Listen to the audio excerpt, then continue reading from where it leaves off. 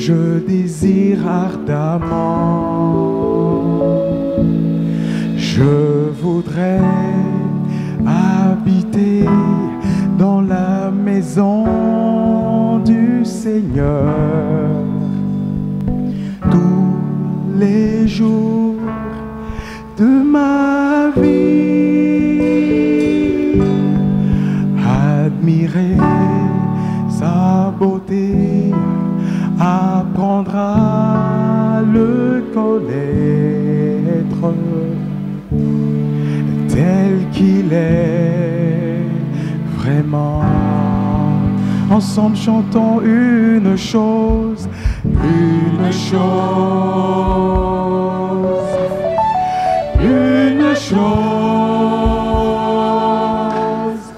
une chose que je désire ardemment.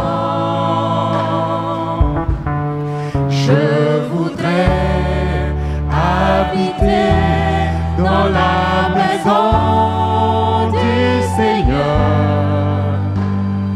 tous les jours de ma vie, admirer sa beauté, apprendre à le connaître tel qu'il est vraiment. Chante une chose, une chose, une chose, une chose que je désire ardemment. Je voudrais habiter dans la maison du Seigneur.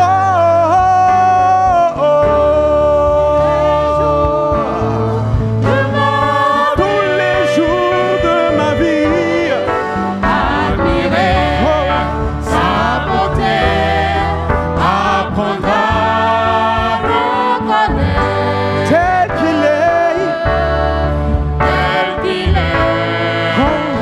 vraiment.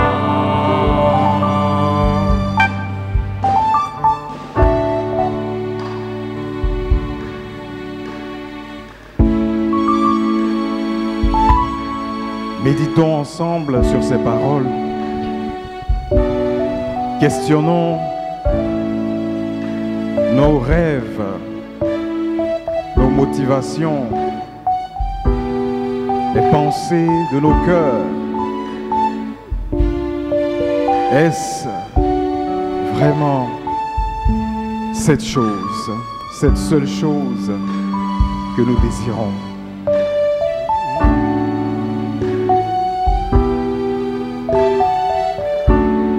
Si tel n'est pas le cas, demandons à l'Éternel de nous donner la force de le désirer du fond de notre cœur. Et si tel est le cas, demandons-lui de nous donner un cœur persévérant afin que nous soyons trouvés fidèles dans sa maison.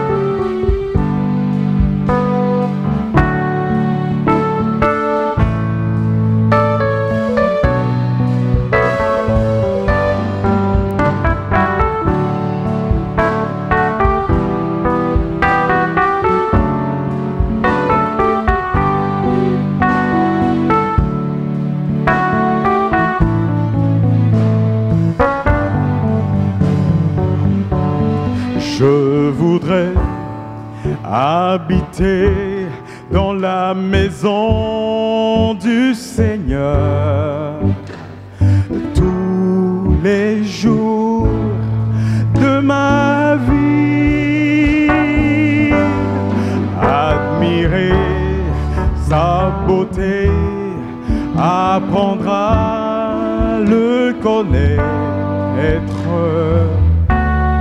tel qu'il est vraiment. Ensemble, je voudrais habiter dans la maison du Seigneur tous les jours de ma vie. Tous les jours de ma vie. Admirer sa beauté, apprendre à le connaître tel qu'il est vraiment. Oui, je voudrais habiter dans la maison du Seigneur tous les jours de ma vie. Admirer sa beauté, apprendre à le connaître tel qu'il est vraiment. Je voudrais habiter dans la maison du Seigneur tous les jours de ma vie.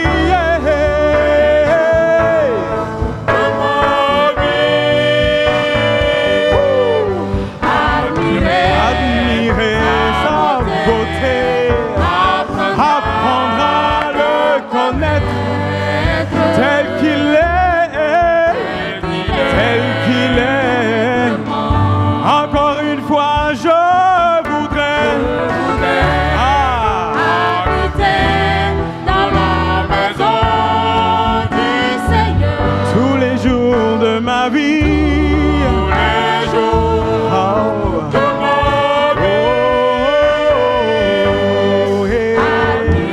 Admirer sa beauté, apprendre à le connaître tel qu'il est,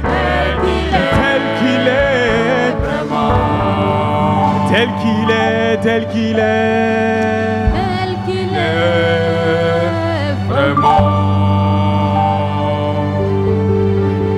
qu'il est vraiment, tel qu'il est vraiment, tel qu'il est vraiment.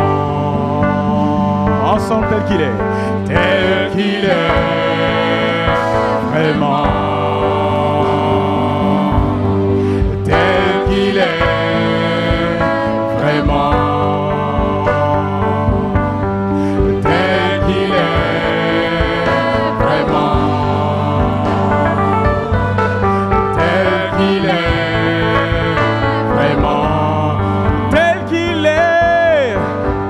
qu'il est vraiment.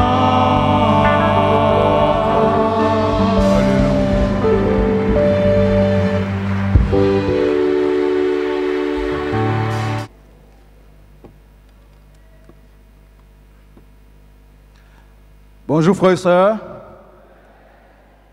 Comment ça va?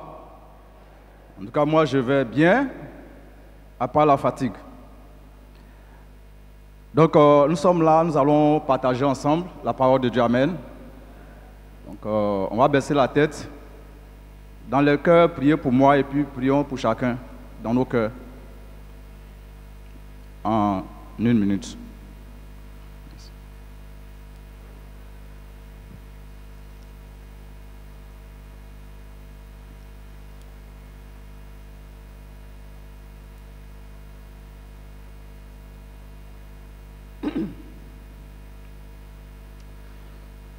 Père céleste, Dieu bon, ce matin, nous sommes là pour toi. Nous voulons te voir, nous voulons te toucher, nous voulons t'entendre, nous voulons communier avec toi, Seigneur. Nous voulons être là où, Seigneur, tu nous attends. Père, je prie que tu te manifestes. Toi qui y avais juré qui pourvoit nos besoins légitimes et qui connaît nos besoins d'avance.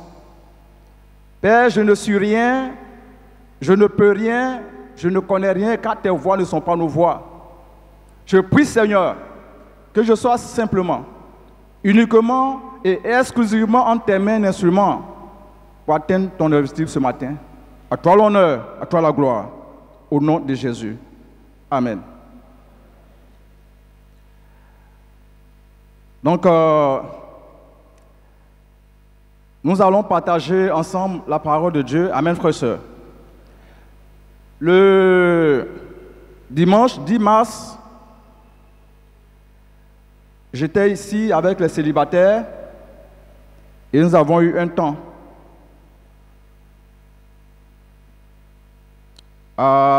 J'avais promis que s'il y avait l'occasion, j'allais continuer ce que j'avais commencé. Je vais aller dans la droite ligne de ça. Amen, frères et sœurs. Mais je voulais faire des rappels. Je sais que le dimanche 10 mars, nous avons abordé le fait que l'année 2024, c'est l'année de la conquête. Et que cette année, à travers ce thème-là, il s'agit d'abord pour nous, disciples, particulièrement, et en tant qu'Église, en général, de prendre pleinement conscience des réalités relatives à la conquête. Dans un premier temps, comprendre ça. Dans un deuxième temps, apprendre à apporter une réponse appropriée, adéquate, la réponse qu'il faut. Et enfin, faire de cette réponse un style de vie, pour chacun individuellement et pour tous en tant qu'Église. La conquête, en réalité, est le moyen par lequel nous accomplissons pleinement le plan de Dieu. L'ordre de mission en Matthieu 28, versets 18 à 20, Dieu donne un ordre de mission qu'on a appelé communément la Grande Commission. En réalité, Jésus, en donnant cet ordre, était en train de manière officielle d'ordonner la conquête. Et quand nous lisons ce passage, que nous regardons bien, nous allons nous rendre compte que cette conquête se situe à deux niveaux, principalement.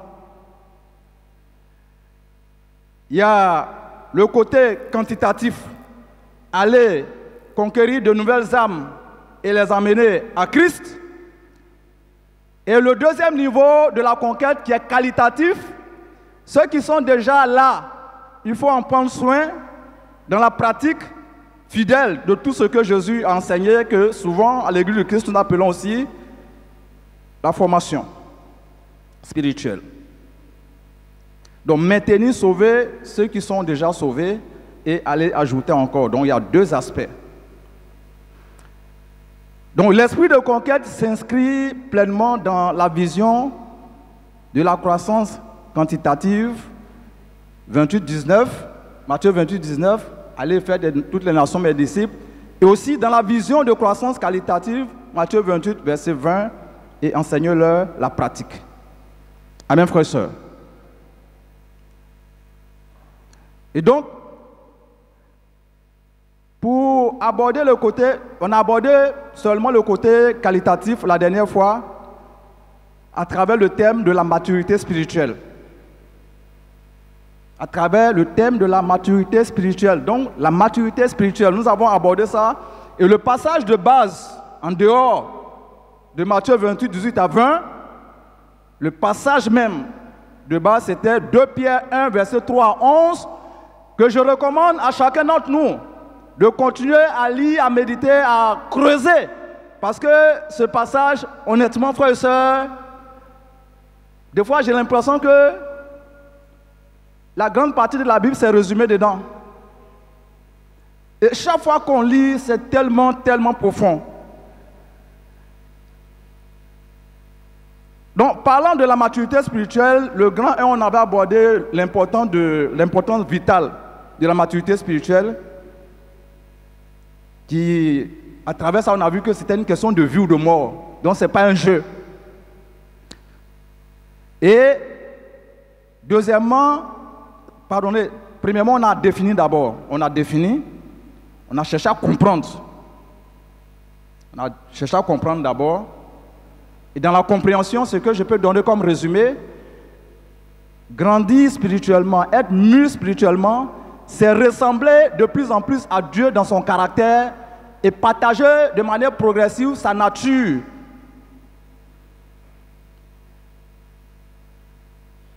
Et donc, on s'est arrêté sur ces deux points-là, la définition et l'importance. Et quand nous voyons que nous comprenons ce que c'est, et que nous voyons qu'il y a une importance vitale, automatiquement, là où nous sommes assis, naturellement, au fond de nous-mêmes, il y a une question qui surgit toute seule, tout seul. Et je sais que si je demande, on peut savoir, mais comment faire? Wow, donc c'est comme ça. Et c'est important comme ça à ce point. Je fais comment? Frères et sœurs, à cette question, comment y parvenir? Je vais ce matin, d'une autre manière, répondre à ça. Ce ne serait pas dans la logique. Sinon, dans la logique, je pouvais, tout à l'heure, quand je vais prendre le passage, vous allez comprendre.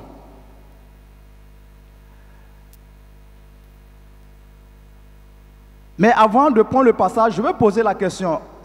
Le peu qu'on a compris, des deux parties que nous avons abordées, c'est à quel niveau sommes-nous dans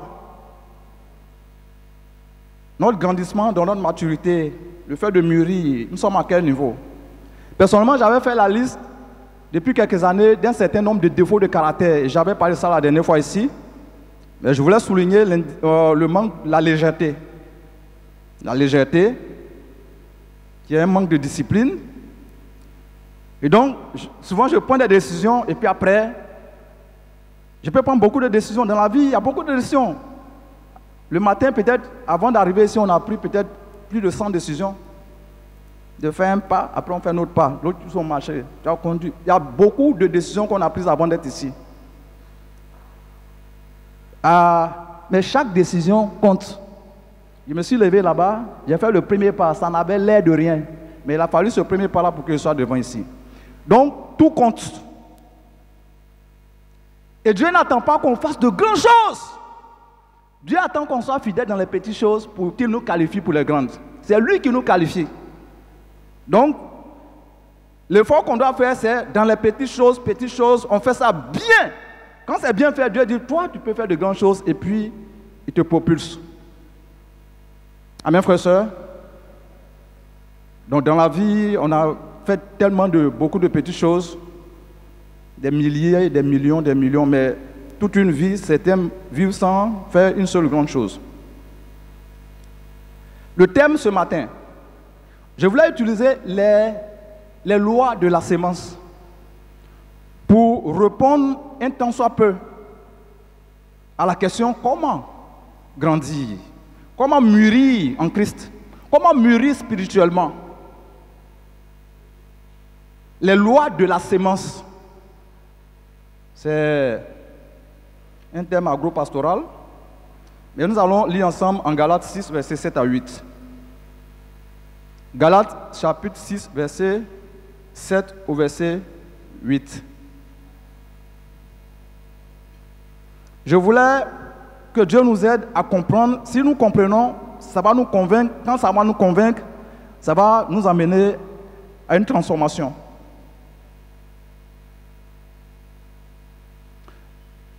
Je lis.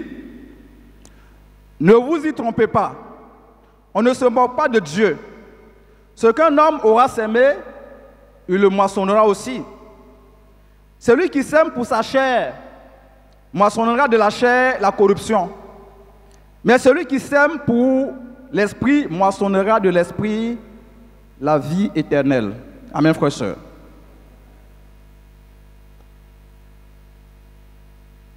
C'est un passage qui personnellement me défie. C'est l'apôtre Paul qui est l'auteur de ce livre et c'est lui qui s'exprime ici sous l'inspiration de l'Esprit de Dieu. Quand nous voyons le livre de la lettre aux Galates, il y a des problèmes dans les églises de la Galatie. Et l'un des problèmes, c'était qu'il y a certains enseignants juifs qui enseignaient des choses qui ne sont pas vraies, en obligeant ou en imposant aux nouveaux convertis de se circoncire, et aussi de leur imposer le joug même de la loi mosaïque comme un élément de salut. Et ça, frères et sœurs, dans l'esprit de la conquête, être à côté de la vérité, c'est grave. C'est une tragédie. C'est rater carrément le coach, c'est être dans le décor. Donc ce n'est pas un jeu. Et quand quelqu'un qui comprend ça, et il a compris, sous l'inspiration du Saint-Esprit, vous allez vous rendre compte que dans le livre aux Galates, Paul est beaucoup tranchant. Il est très sévère dans certains propos. Et il est radical, il est très incisif. L'exemple ici nous parle. Amen, frères et sœurs.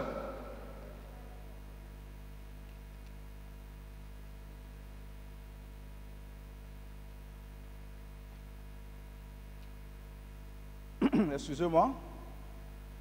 Le ton de Paul est très fort, un ton fort. Il avertit même dans ces deux versets. C'est un avertissement. C'est une mise en garde. C'est une vive et violente interpellation. Paul attire donc fortement ici, vivement, sérieusement, avec toute son énergie, l'attention des concernés, et en particulier les concernés d'abord, et puis en général, tout le corps du Christ, dans les églises de la Galatie, et aussi, nous sommes concernés directement aujourd'hui. Maintenant, il commence, il dit, ne vous y trompez pas. Ne vous y trompez pas. Il commence là. Quand il aborde pour régler quelque chose, il veut attirer fortement l'attention. Il dit ne vous y trompez pas. Ça veut dire quoi? Il dit ne mentez pas à vous-même. Est-ce que quelqu'un, souvent on a tendance à mentir aux gens autour de nous, mais quelqu'un s'est assis pour planifier pour lui se mentir à soi-même. Et la même conviction a animé Jacques, en Jacques 1, verset 22, il dit ne vous trompez pas vous-même, vous contentant d'écouter la parole de Dieu seulement. Donc ici, il dit, ne vous mentez pas à vous-même, ne vivez pas dans les illusions. Si quelqu'un s'assoit ici, il dit que lui, ce qu'il va faire là, il va attraper l'air et puis il va fabriquer l'air comme ça pour... Ça veut dire qu'attraper puis montrer aux gens, c'est des illusions. Je prends cet exemple-là. Ou bien quelqu'un se lève ici, il dit, tant que moi, je n'ai pas pu monter sur le soleil aujourd'hui pour aller toucher et puis prendre pour venir vous montrer là, je ne vais pas à la maison. C'est des illusions. Je prends ces exemples-là pour nous amener à comprendre que la situation ici est plus grave que les exemples que je prends. Hein. Et ici, il veut dire, ne vous blaguez pas vous-même. Ne perdez pas inutilement votre temps à vous-même. Le temps est un don de Dieu. Nous allons rendre compte à Dieu pour le temps. Le temps est une richesse qu'on doit vraiment sérieusement utiliser et Dieu nous demandera compte pour chacun d'entre nous. Maintenant, il dit, ne vous y trompez pas. On ne se moque pas. Il emploie le mot, on ne se moque pas de Dieu. Waouh! Se moquer? En fait, on lit et puis j'ai dit, mais attends, vous savez, quelqu'un qui est là, il va s'asseoir et puis il va planifier, il dit, je vais me moquer de Dieu. C'est vrai qu'à l'époque, si les gens entendaient ça, ils devaient se sentir, mais attends, il parle de quoi? Il dit on ne se moque pas de Dieu. Donc quand il dit on ne se moque pas, c'est parce que ça se fait qu'il est en train de dénoncer et d'avertir les gens qui sont en train de faire ça. Il dit on ne se moque pas de Dieu. Ça veut dire quoi? Ici là, je ne sais pas si quelqu'un aime qu'on se moque de lui. Mais si quelqu'un vient se moquer de nous, mais c'est grave. C'est difficile. Mais cette fois-ci, ce n'est pas vis-à-vis de nos semblables, mais c'est vis-à-vis de Dieu lui-même. Donc, si Dieu tient ce genre de langage avec nous ce matin, on doit tiquer et dire ah, si ça ne nous concernait pas, on ne devrait pas parler. Donc, ça veut dire que certainement nous sommes concernés, mais je me suis moqué de Dieu. Comment même? Se moquer de Dieu, c'est avoir du mépris pour Dieu. C'est ce que ça veut dire, le mépris. C'est ridiculiser Dieu.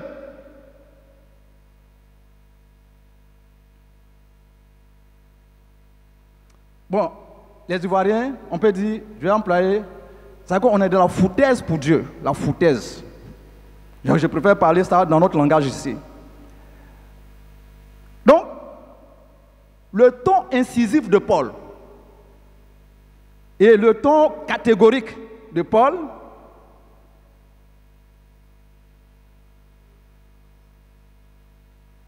montrent qu'il y a un problème sérieux. Parce que c'est une question de vie ou de mort. Comme je le disais, la conquête, si elle est une question de vie ou de mort, en tant que disciple, devait retenir sérieusement, sincèrement et honnêtement notre grande attention, toute notre attention. Peu importe les situations par lesquelles nous passons, ça devait nous retenir.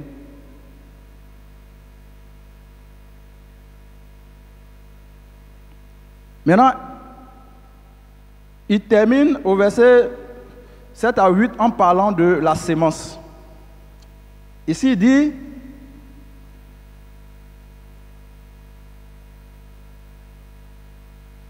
ce qu'un homme aura sémé, il le moissonnera aussi.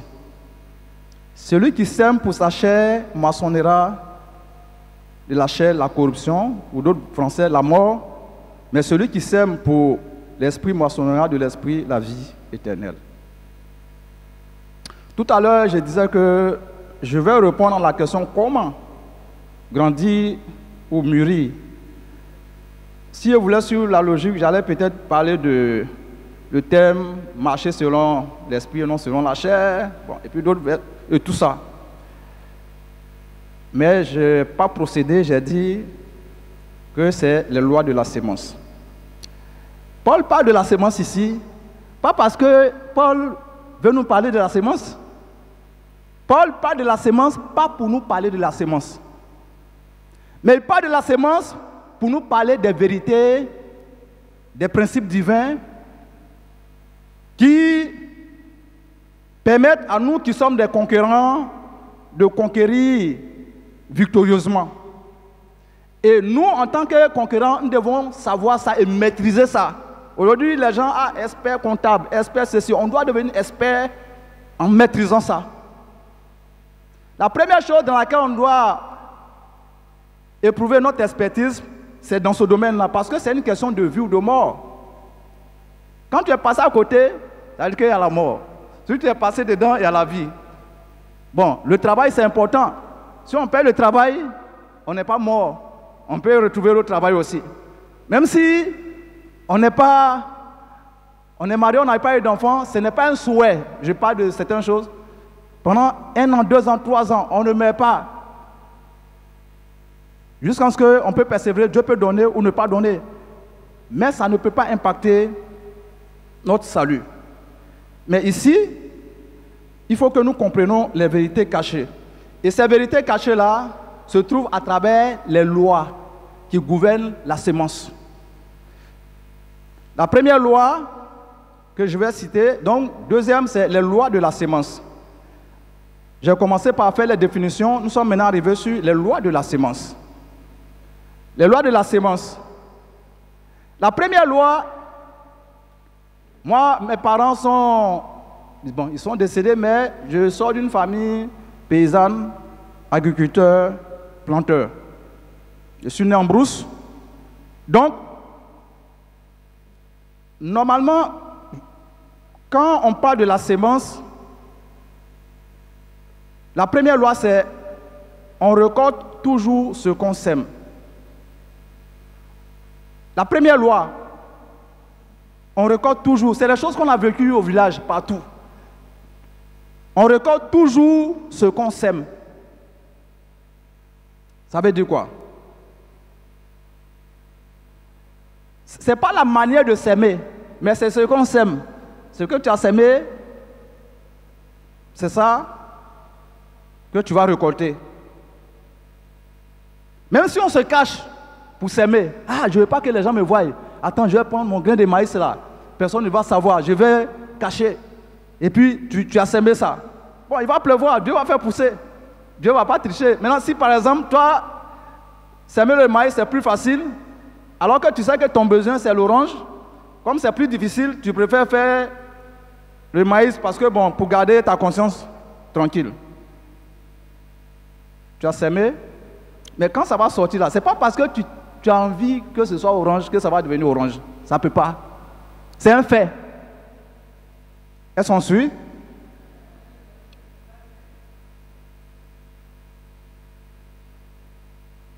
Même si tu sèmes ça devant tout le monde, même chose. C'est des lois, ça dirige la vie, ça gouverne. Les lois ne changent pas, c'est les circonstances qui changent. Ça peut balancer, mais la loi reste acte. Que tu sois païen ou chrétien, ça marche pour toi. Ça n'a rien à voir avec le fait d'être sauvé. Mais, quand nous sommes sauvés, ça contribue. Quand on a suivi l'autre message la dernière fois, ça va contribuer fortement à notre élection. Plus on utilise ça, plus les portes du royaume s'ouvrent pour nous. Au fur et à mesure, ça devient grand. Si c'était petit comme ça devient grand. Quand tu grandis dedans, ça devient grand au fur et à mesure. Et ça devient une certitude. Donc, tout à l'heure, on a vu qu'on peut s'aimer selon la chair. Et on peut s'aimer aussi selon l'esprit. Amen, frères et sœurs. Or, quand on s'aime selon la chair, ça produit la mort. Maintenant, quand on s'aime selon l'esprit, ça produit la vie. Donc, il y a la mort d'un côté, et il y a la vie d'un côté. C'est la question, c'est vers où on progresse. Tout va dépendre de ce qu'on sème. Deuxième loi, on va faire les applications après. Deuxième loi, on récolte toujours ce qu'on a sémé. Tôt ou tard. On récolte toujours ce qu'on a sémé, tôt ou tard.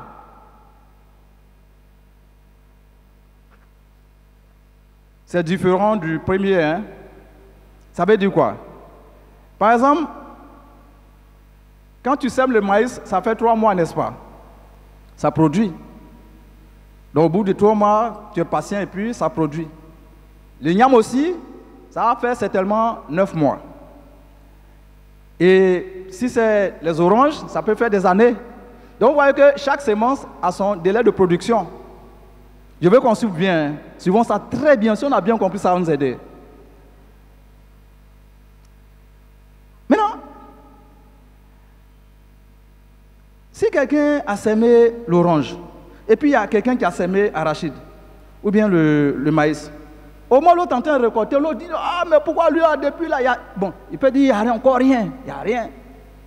Il va faire des années, l'autre en train de... Mais, chaque acte qu'on pose, il y a son délai pour produire son fruit. Maintenant, je vais ouvrir la parenthèse, je préfère expliquer pour qu'on comprenne bien. S'aimer selon la chair, là, c'est poser des actes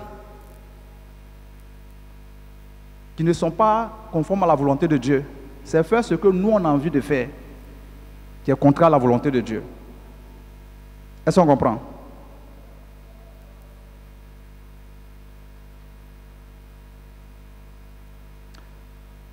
Maintenant, s'aimer selon l'esprit, et on peut prendre le passage en Proverbe 3, versets 5 à 6, même jusqu'au 8, où il dit que de ne pas nous fier à nos propres jugements et de chercher à connaître la volonté de Dieu pour tout ce qu'on entreprend, et guidera nos pas sur le droit chemin, ce serait la fin de nos maux et la fin de nos troubles aussi. Donc, maintenant, agir selon l'esprit, c'est faire la volonté de Dieu. Faire la volonté de Dieu.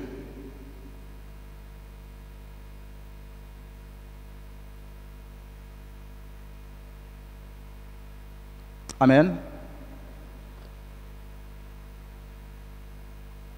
Ok. Le fait de s'aimer, c'est le fait de penser. Quand tu penses et tu adoptes la pensée, je voulais ouvrir la parenthèse et puis rester dessus avant de continuer. Quand tu sèmes, tu penses, tu as sémé. On est assis là, il y a beaucoup de pensées qui nous ont traversées, il y a d'autres pensées qu'on a rejetées, on n'a pas sémé. Mais il y a certaines pensées qu'on a adoptées, que ce soit vrai ou faux, on a adopté et on est assis dessus et on est capable d'agir en fonction de ça. C'est une sémence. Maintenant, par exemple, les sentiments, nous sommes faits de sentiments. Il y a certains sentiments qui nous parcourent et puis on adopte ça. Si tu adoptes ça, ça veut dire que tu as déjà consommé, tu as sémé. Et aussi, les désirs. On a beaucoup de désirs. Est-ce que c'est tous les désirs qui sont la volonté de Dieu? Maintenant, ça vient, un désir te parcourt et tu adoptes ça, sans passer ça au scanner de la parole de Dieu, de la volonté de Dieu, et on adopte ça. Il y a aussi les motivations. Quand on se lève pour venir, si je me lève pour venir me montrer ici, j'ai déjà échoué. Avec quand je suis assis là, il dit, Seigneur, attends, j'allais montrer pour montrer que je suis quelque chose, mais ça, j'ai... Bon, bref, le fait même de penser comme ça pour monter là, je suis à côté. Ça n'a l'air de rien. En fait, la vie chrétienne, c'est différent de ce qu'on voit la religiosité. Et souvent, c'est comme ça en train de faire qu'on comprend. Et le cœur est révolté contre beaucoup de choses. Tu es prêt même à mourir. Et j'étais récemment à Niamey. Je suis arrivé, demain, ça me fait 3 semaines. Je suis allé faire 1 mois là-bas. De 10 jours, je suis passé à 1 mois. Mais sur le champ missionnaire, quand tu vis des choses, tu comprends que ce n'est pas un jeu.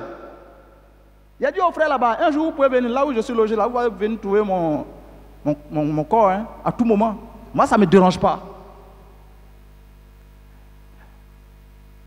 Mais je n'étais pas comme ça avant.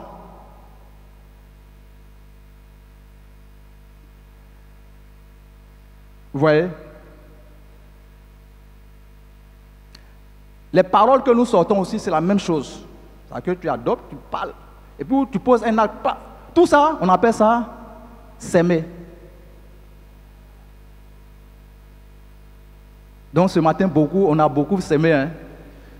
Spirituellement, nous sommes tous des agriculteurs. C'est ça?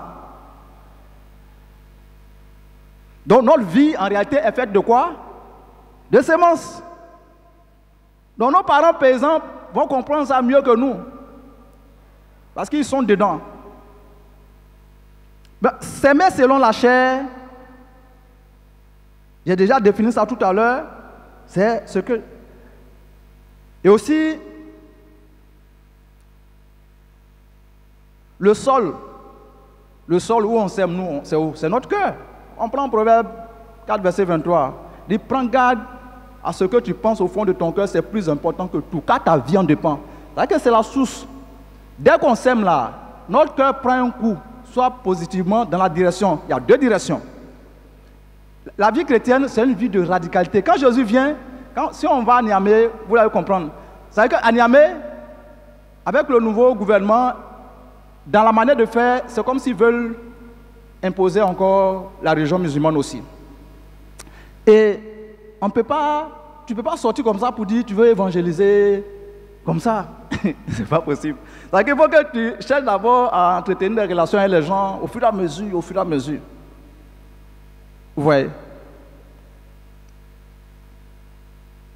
Donc, quand tu dis Jésus est le seul chemin, même si tu ne prononces pas le nom de Mahomet, ils se disent que tu veux dire que Mahomet est à côté. C'est un message qui est radical. La vie chrétienne même est radicale. Un chrétien n'est pas mou. Un chrétien est radical. Ce n'est pas le fait de faire beaucoup de bruit aussi. Ça n'a rien à voir avec ça. Quand Dieu te travaille, même que tu es en train de déjà grandir là, c'est ça même, tu ne parles même pas, tu disparais. Je ne sais pas si vous avez remarqué. Quand Dieu commence à travailler dans tes côtes, tu dis, mais ah Seigneur, et tu me donnes des coups forts comme ça, moi-même, tu oublies que je suis la chair ou bien. Vous comprenez? Quand c'est comme ça, tu restes tranquille. Tu ne parles pas beaucoup. Est-ce qu'on comprend? Je sais que vous savez de quoi je parle. Voilà. Mais souvent, notre réponse n'est pas bonne. Une fois, quand j'étais jeune chrétien, j'ai marché une grande distance. J'avais l'habitude de marcher des grandes distances d'une ville à l'autre pour faire mes activités parce que je faisais mes cours quelque part dans l'autre ville. Une fois, il venait, je n'avais rien. Des fois, j'ai couru en venant faire sport pour revenir à Abidjan. Je viens, je dors le lendemain, je vais à la bout du travail, je fais mon culte. Et tout ça, j'ai marché peut-être 20 fois, 30 fois, des fois, de jour comme de nuit. C'est que sous le soleil, comme en pleine pluie battante. Une fois, je suis rentré là-bas après le culte ici à 2h ou 1h du matin. Je suis arrivé parce que j'ai marché. Ouais, mais si je ne parle pas de ça à quelqu'un, on ne peut jamais savoir ça. Mais je sais ce que Dieu a travaillé dans mon caractère. Ça fait que quand je suis sur le terrain missionnaire, c'est comme Dieu m'a préparé pour beaucoup de choses. Mon corps s'habitue facilement. Mais il y a quelque chose qui s'est forgé. Mais une fois, je ne vais jamais oublier ça. Je me suis levé, j'ai dit aujourd'hui encore, je n'ai rien. Ça, je risque de marcher. Seigneur, qu'est-ce que j'ai fait? J'ai changé, j'ai raté ça. C'est quel péché j'ai fait, tu ne peux pas me pardonner. Chaque fois, il y a des situations difficiles. Donc, j'ai pris ma Bible. Dès que j'ai ouvert, je suis tombé sur un passage où Dieu a commencé à me consoler. Plus je lisais, plus je commence à être d'accord avec Dieu. J'ai fermé ma Bible, j'ai fait comme ça, pas ça taper. Il dit, ça, là, si je continue, ça me convainc encore, je ne lis plus. Donc, je me suis levé, et ce jour-là, j'ai marché, je suis venu à Abidjan. Je suis arrivé au commandement supérieur, c'est là que mon tuteur se trouve. Je suis allé j'ai dormi. Le lendemain, on doit aller à la bourse du travail. Voilà. Il dit, quand je suis rentré dans ma chambre, arrivé à la maison au camp, quand je suis rentré dans la chambre, je me suis couché, tout mes pieds là, j'ai commencé à sentir la douleur.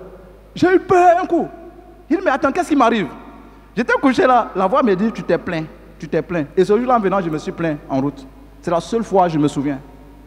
Et je me suis couché comme ça, je me suis levé, je voulais prier, j'avais tellement honte, ma gorge s'est nouée. Du sens que quand l'orgueil est brisé, j'ai commencé à prier, et puis je n'ai pas eu besoin d'aller à l'hôpital. Vous savez que c'est quelque chose qui s'est réglé. Je prends ces exemples-là, ça a l'air banal, mais c'est beaucoup. Amen, frères et sœurs. Dieu nous fait passer, et au fur et à mesure, quand nous sommes fixés, Dieu travaille pour nous aider. Donc on sème dans nos cœurs. Le sol, le champ, c'est notre cœur. Quelles sont les choses qu'on tolère avant d'exprimer?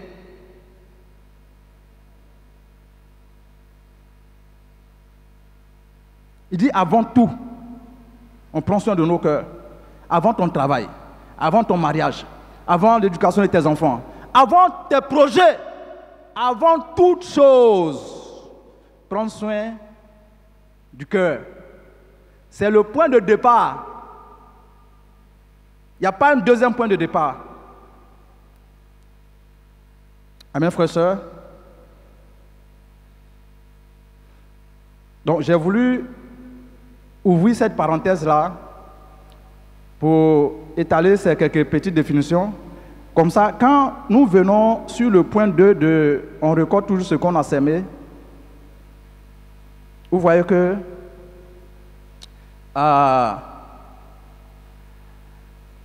tôt ou tard, nous récolterons. Tôt ou tard. C'est une question de temps. C'est une question seulement de temps. Quelqu'un peut avoir un comportement qui n'est pas bien. La personne est consciente que ce n'est pas bon, mais dans sa faiblesse, c'est dit, bon, moi je fais bon. Et c'est plus facile d'imiter les mauvais exemples que les bons exemples. Hein. Ah ok, moi je fais bon. Et les choses marchent pour moi, non. Mais lui qui a semé orange là, ça fait des années avant que ça ne produise. Tôt ou tard, ça va venir. Mais il y a un problème aussi. Souvent, normalement, quand nous lisons la Bible, on voit qu'il y a deux types de preuves, de souffrances qu'on endure. Des épreuves qu'on endure parce que nous sommes en train de suivre l'Esprit de Dieu et qu'il y a une bonne chose. Pierre parle de ça, que de se réjouir et de continuer et d'être joyeux. Maintenant, L'autre souffrance, c'est parce qu'on a péché, et donc, pour régler, il faut qu'on se repente. Amen, frères et sœurs.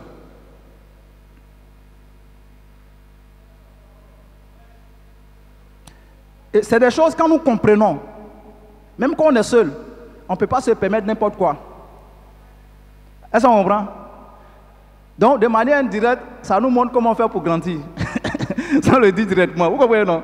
Même quand tu es seul, tu es tenté de voler l'argent dans la caisse qu'on t'a confié, tu vois ton problème, tu veux enlever. De toutes les manières, on ne fait jamais compte, même s'il prend. Ou même dans la manière de manipuler l'appareil, même si tu peux faire de sorte qu'on ne va jamais savoir que tu as volé l'argent ou tu as triché. Mais même si on ne sait pas, ce n'est pas parce que les gens ne savent pas que ça n'a pas produit son fruit. Maintenant, ce que je voulais dire, souvent on n'a pas le discernement. Il y a une situation arrive, on souffre, des fois Dieu te montre clairement, c'est parce que tu as fait ça. Mais malheureusement, certains d'entre nous, on arrive à un certain moment où ça nous arrive, on ne comprend pas ce qui nous arrive. On n'arrive pas à faire le lien avec certains actes qu'on a posés antérieurement. Et on est dans la confusion. Mais en tant qu'enfant de Dieu, ça ne devait pas être comme ça. Amen, frères et sœurs? Bon, on va avancer rapidement. Bref, maintenant la troisième loi, c'est la dernière loi. Bon, vous avez vu Saül. Saül, lui n'a jamais compris pourquoi il souffre. Il pense que c'était David qui était son problème. Et il est mort violemment. Donc il est resté dans ça pour mourir. Il a souffert jusqu'à il est mort violemment. Est-ce qu'on comprend? À côté de lui, David, qui a commis les péchés même, on dirait, plus graves que l'autre. Dieu a pardonné. Dieu n'a pas pardonné à Saül, hein, et il est mort violemment. Mais Dieu a pardonné à David, qui s'est repenti, mais il a supporté les conséquences de ses péchés. Mais, vers la fin de sa vie, il est mort paisiblement. Amen, frères et sœurs. Je voulais prendre les exemples là pour montrer un peu. Troisième loi. On récolte toujours plus qu'on a sémé. On récolte toujours plus qu'on a sémé. Plus. Un grain de maïs. Wow. Un grain de maïs, quand tu as sémé là, suivez bien, le grain de maïs, vous savez ce que ça fait? Ça pousse et puis ça donne la plante. Des fois, sur certains maïs, il y a 2 épis ou 3 épis, ou peut-être 1. Vous comprenez, non? Mais on va prendre la moyenne. 2 épis. Donc, 2 épis, si tu prends un épi de maïs, quand vous regardez sur les colonnes là, il peut y avoir au moins 10 ou 13. Mais je vais prendre 10, simplement. Comme ça. 1, 2, 3, 4. Maintenant, chaque grain, sur un truc, il peut y avoir peut-être 20 grains. 20 multiplié par 10, ça fait combien? Bon, ceux qui n'aiment pas mathématiques, là, ne vous fâchez pas. Hein. Oui? 200. 200 multiplié par les 2 épis, ça fait combien? 400. 400. Un grain. Un grain. Un grain, souvent bien. Petit grain de maïs. 3 mois après, ça fait 400 grains. 400 grains.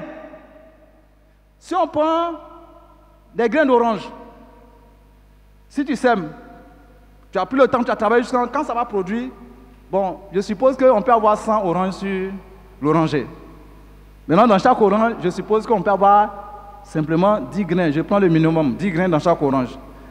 10 grains multipliés par 100, ça fait combien? Un seul grain. 1000 grains. Ouais, il y a une puissance dans la sémence. Une puissance exponentielle dans la sémence. C'est incroyable. Vous voyez?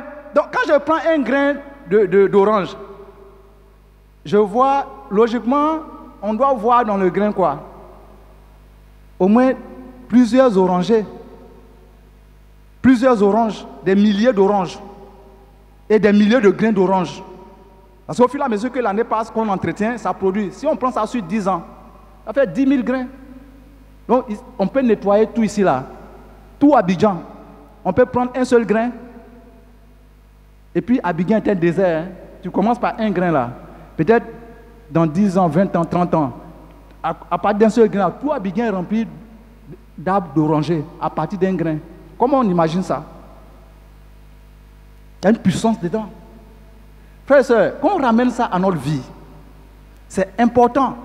Maintenant, si tu sèmes les ronces, une tige de ronces, mais tu as récolté quoi? Les piquants.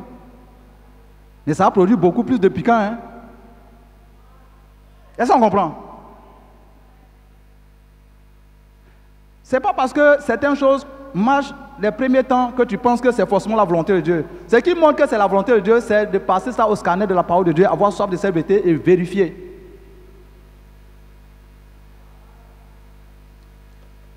C'est bon? Bon. 3 minutes et puis je vais descendre. Maintenant, supposons que tu poses des actes selon la chair. Voici la mort ici. Ici, il y a la vie. Chaque acte qu'on pose, ça nous oriente dans une direction. La tendance, c'est la tendance spirituellement. C'est pour ça que la Bible dit, le juste tombe 7 fois, il se relève. Pas souvent on change de direction, mais il faut changer. Ça fait partie du plan de Dieu. Mais ce qui ne fait pas partie du plan de Dieu, c'est quand on reste tombé, on tombe et puis on reste à terre là. Ça ne fait pas partie du plan de Dieu. Nous tous là, je ne sais pas combien de fois je suis tombé et je m'efforce de me relever. J'ai dit aux frères, aujourd'hui je me sens un peu fort. Quand je donne là, prenez ça bien, pareil, quand je serai faible là, vous aussi encouragez-moi. Quand il parle de moi pour dire, ah frère, vraiment je me sens faible. Je regarde certains visages, ah donc comme moi je suis pasteur, donc je ne peux pas affaiblir quoi. Détrompez-vous, hein. Jésus même là, il est dans la chair là, il s'est affaibli, non? Lui-même qui est Dieu là, dans la chair là, il s'est affaibli. Il voulait s'appuyer sur ses amis, c'est parce qu'ils ne l'ont pas aidé. Amen, frère et soeur. Donc le fait de tomber là, si quelqu'un dit que je suis tombé, ça ne me tombe pas. Moi, je tombe chaque fois, je me relève. Donc quand on tombe et puis on cache, ça veut dire que ce que tu es en train de préparer, que ça va pousser tôt ou tard là, toi-même tu ne vas pas supporter. Aujourd'hui, on pense qu'on a des problèmes. Hein. Certains, on peut penser qu'on a des problèmes, hein. Mais ce n'est encore rien. Ce n'est pas un souhait. Hein. Dieu est en train d'ouvrir seulement notre esprit. Amen. Donc, bref, frères et sœurs, les lois de la sémence nous enseignent que la vie n'est pas un jeu et que c'est vraiment important. La parole de Dieu est esprit et vie. Donc, à travers la parole, Dieu nous parle. Le Saint-Esprit même qui est en nous, Dieu l'utilise aussi pour nous parler. Les frères et sœurs autour de nous, Dieu l'utilise pour nous parler aussi. Vous voyez, Dieu ne va pas descendre pour faire ça. Mais il sera toujours là pour œuvrer. Et donc, ce matin, je vais m'arrêter là pour dire que Dieu nous aime. Amen. Et il veut que nous puissions mûrir pour que la conquête aille de gloire en gloire. Nous qui sommes en train de faire des efforts dans ce sens, continuons. Nous qui avons baissé les bras, ressaisissons-nous et que Dieu nous bénisse. À lui soit rendue toute la gloire. Je vous remercie.